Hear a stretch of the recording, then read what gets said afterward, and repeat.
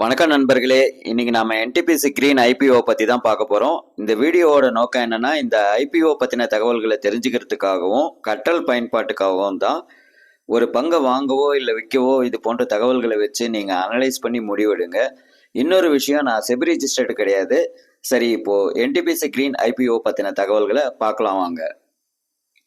இந்த ஐபிஓவோட முக்கிய நோக்கம் 10,000 கோடி நிதி திரட்டுறது. இந்த நிதியை என்டிபிசி ரெனியூவபிள் எனர்ஜிக்கான கடனை செலுத்துறதுக்காகவும் நிறுவனத்தோட எதிர்கால திட்டங்களுக்காகவும் மற்றும் பொது செலவுகளுக்காகவும் பயன்படுத்த போறதா சொல்லியிருக்காங்க.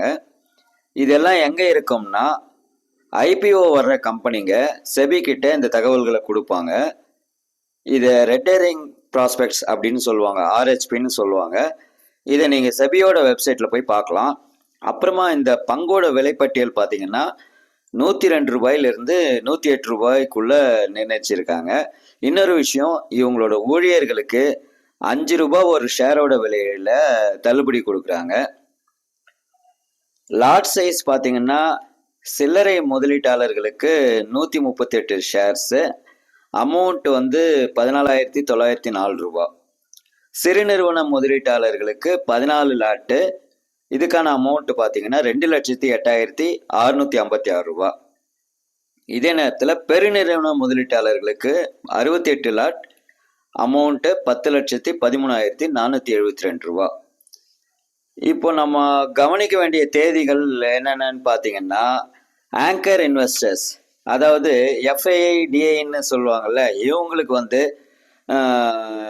நார்மலாக அப்ளிகேஷன் ஓப்பன் ஆகிறதுக்கு முன்னாடியே ஓப்பன் ஆகும். இவங்களுக்கு நவம்பர் 18ஆம் தேதி ஓப்பன் ஆகுது. மற்ற சில்லறை முதலீட்டாளர்களுக்கு நவம்பர் 19 நவம்பர் 22 வரைக்கும் இது அவைலபிளாக இருக்குது ஐபிஓவில் அப்ளை பண்ணுறதுக்கு. நவம்பர் 25ஆம் தேதி அலாட்மெண்ட் ஆகுது. நவம்பர் 27 பிஎஸ்சி என்எஸ்சியில் லிஸ்ட்டு ஆகுது. சரி, இப்போது இந்த கம்பெனியோட ப்ரொஃபைலை பார்க்கலாம். என்டிபிசி லிமிடெட் நிறுவனத்தினுடைய துணை நிறுவனமா என்டிபிசி கிரீன் எனர்ஜி செயல்படுது.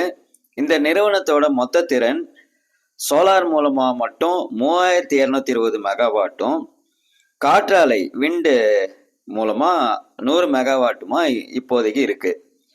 ஏற்கனவே இருக்கிற ஆப்ரேஷனல் மற்றும் ஒட்டுமொத்த திட்டங்களையும் சேர்த்தோம்னா இது 26,000 மெகாவாட்டா வருது. இதை 2032ஆம் வருஷத்துக்குள்ள 60 ஜிகாவாட்டா உயர்த்தணும்னு எய்ம் பண்ணியிருக்காங்க. இந்த ஐபிஓ ரெனியூவபிள் எனர்ஜி செக்டார்ல ஒரு லார்ஜஸ்ட் ஐபிஓவா எதிர்பார்க்கப்படுது. இப்போ இவங்களோட நிதிநிலையை பார்த்துடலாம். ஃபைனான்சியல் இயர் 2024 ரெவென்யூ 2,037 கோடியா இருக்கு. நிகர லாபம் 344 கோடியா இருக்கு.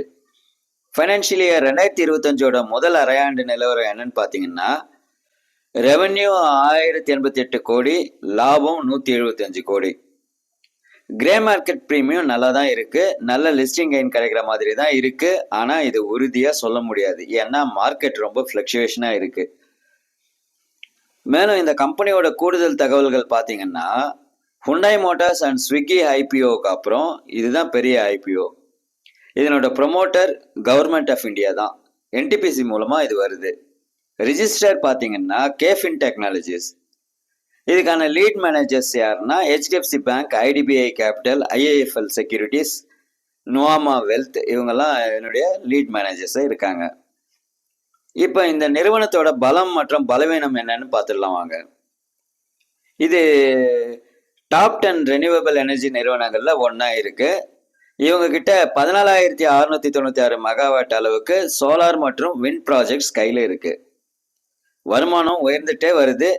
இது இந்திய அரசோட ஒரு பெரிய பொதுத்துறை நிறுவனமா இருக்கு. இதெல்லாம் இதனுடைய அட்வான்டேஜஸ், அதாவது பலம் அப்படின்னு சொல்லலாம். ரிஸ்க்ன்னு பார்த்தீங்கன்னா, இதனுடைய பலவீனம் பார்த்தீங்கன்னா ரிஸ்க் ஃபேக்டர்ஸ். இவங்களோட ப்ராஜெக்ட் எல்லாமே ராஜஸ்தான் மாநிலத்தில் இருக்கு.